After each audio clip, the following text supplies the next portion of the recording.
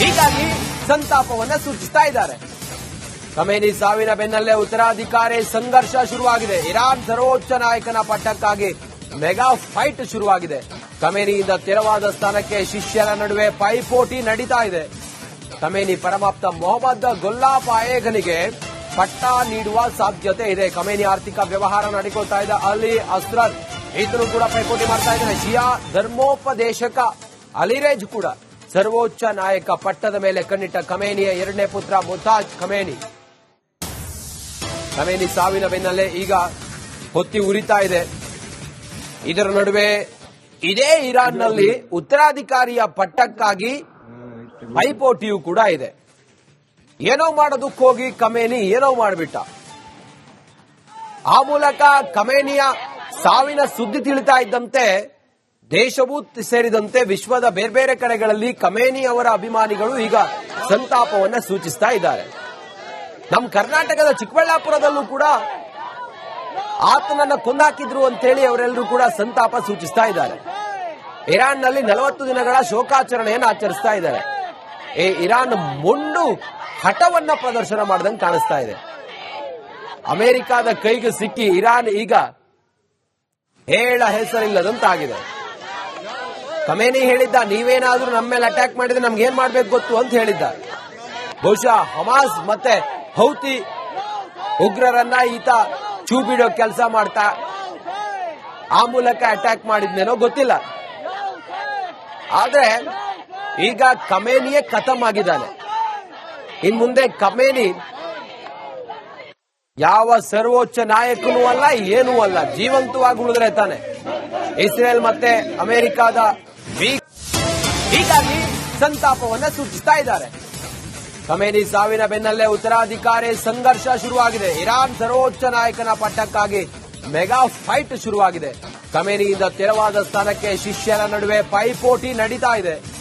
Khamenei ಪರಮಾಪ್ತ Mohammed ಗೊಲ್ಲಾಫ್ ಆಯೇಘನಿಗೆ ಪಟ್ಟ ನೀಡುವ ಸಾಧ್ಯತೆ ಇದೆ. ಖಮೇನಿ ಆರ್ಥಿಕ ವ್ಯವಹಾರ ನಡೆಕೊಳ್ತಾ ಇದ್ದ ಅಲಿ ಅಸ್ರರ್ ಈತನು ಕೂಡ ಪೈಪೋಟಿ ಮಾಡ್ತಾ ಇದ್ದಾನೆ. ಶಿಯಾ ಧರ್ಮೋಪದೇಶಕ ಅಲಿರೇಜ್ ಕೂಡ ಸರ್ವೋಚ್ಚ ನಾಯಕ ಪಟ್ಟದ ಮೇಲೆ ಕಣ್ಣಿಟ್ಟ ಖಮೇನಿಯ ಎರಡನೇ ಪುತ್ರ ಮುತಾಜ್ ಖಮೇನಿ.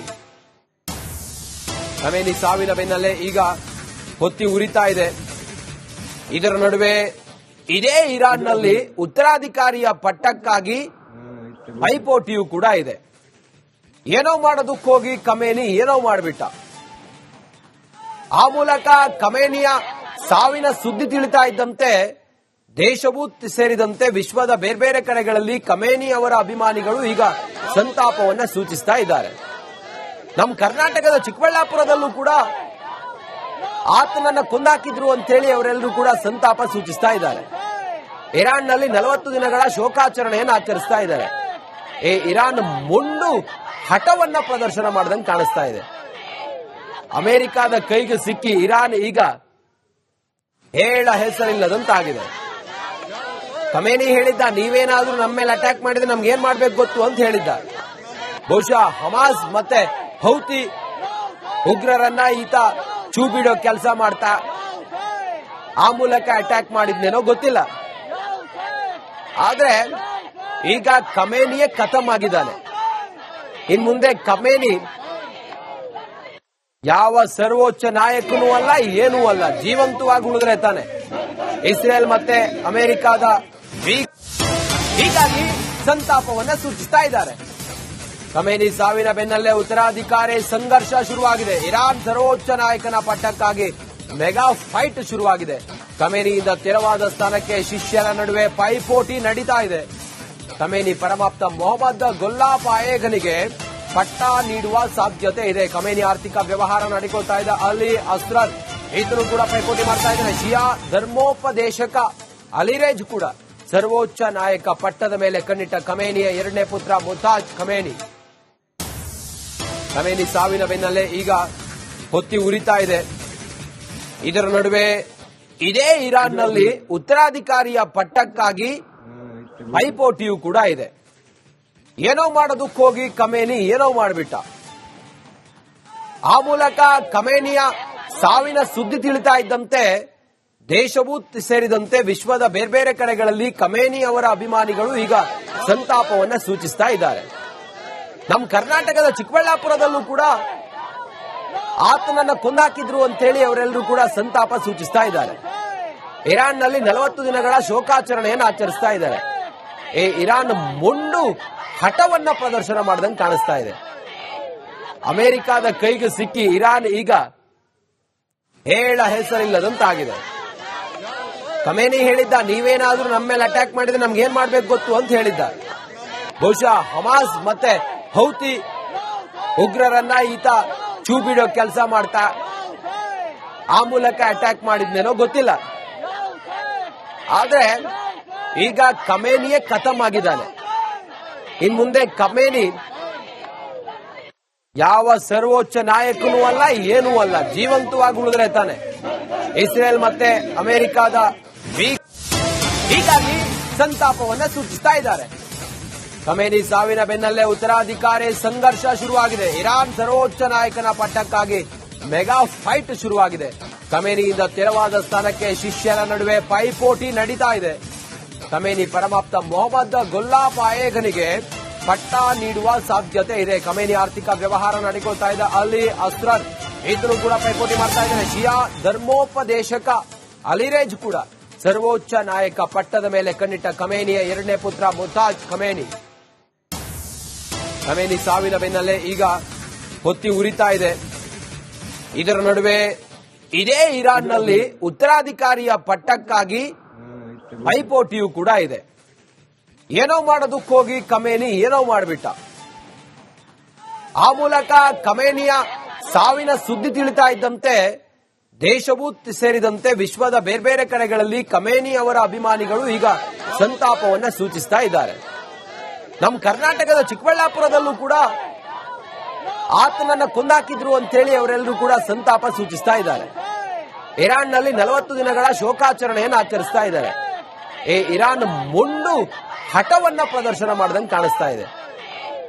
ಅಮೆರಿಕದ ಕೈಗೆ ಸಿಕ್ಕಿ ಇರಾನ್ ಈಗ ಹೇಳ ಹೆಸರಿಲ್ಲದಂತಾಗಿದೆ.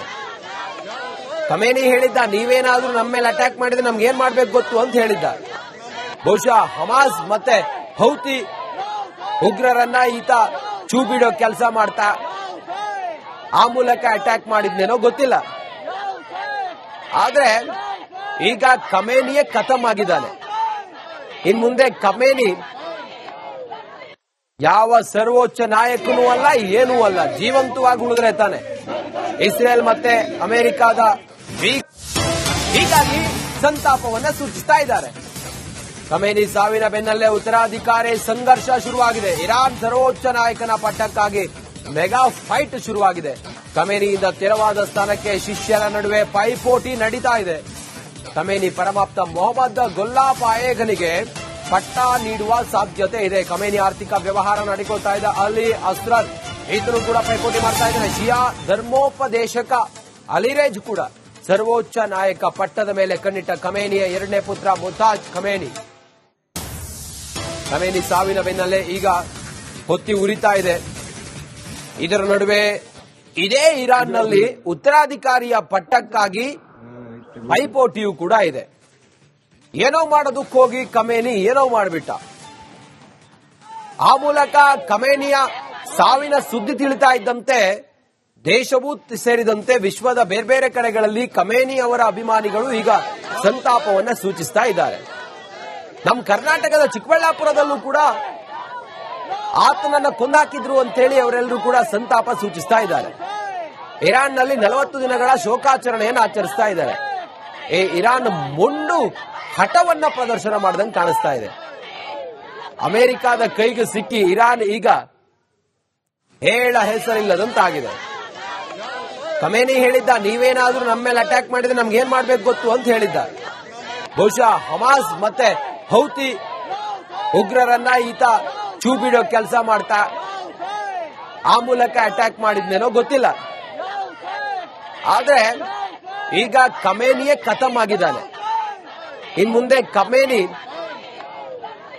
ಯಾವ ಸರ್ವೋಚ್ಚ ನಾಯಕನೂ ಅಲ್ಲ, ಏನೂ ಅಲ್ಲ, ಜೀವಂತವಾಗಿ ಉಳಿದ್ರೆ ತಾನೆ. ಇಸ್ರೇಲ್ ಮತ್ತೆ ಅಮೆರಿಕದ